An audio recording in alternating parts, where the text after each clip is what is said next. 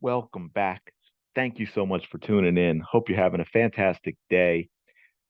There's been so much going on. This may actually be a little late. This was from a few days ago, but I wanted to give a shout out to the Chicago Tribune as well as this writer for actually having the courage to come out and say this, especially considering this was Chicago Sky. The editorial board said that the foul committed by Chicago Sky guard Chennedy Carter on Caitlin Clark was egregious. Outside of a sporting contest, it would have been seen as an assault. Now, the writer of this article takes issue with the assault comment, but other than that, it is a very straightforward, fact-based article that I think has been missing from the media in general about this.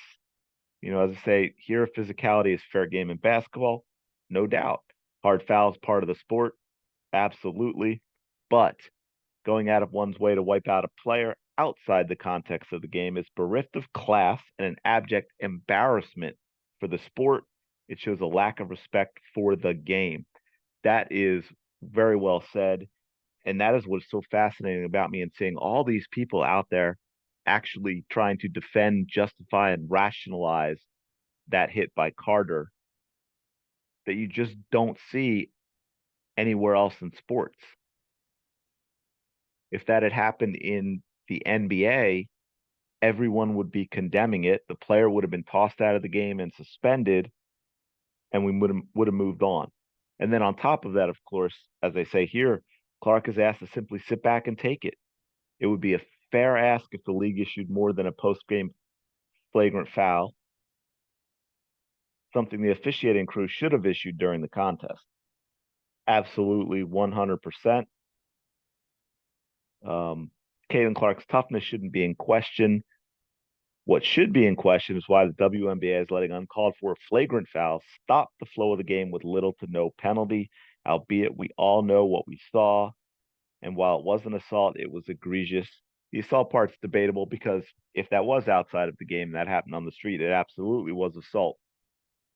But this was a very fair, and I'll give them that again because that in the context of the rest of the article, this is a very fair, well-written piece. And I think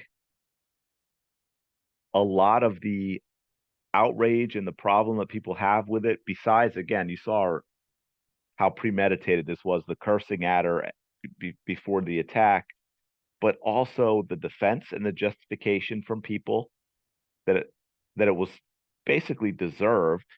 And then on top of that, Carter is punished in no way. In no way is she punished.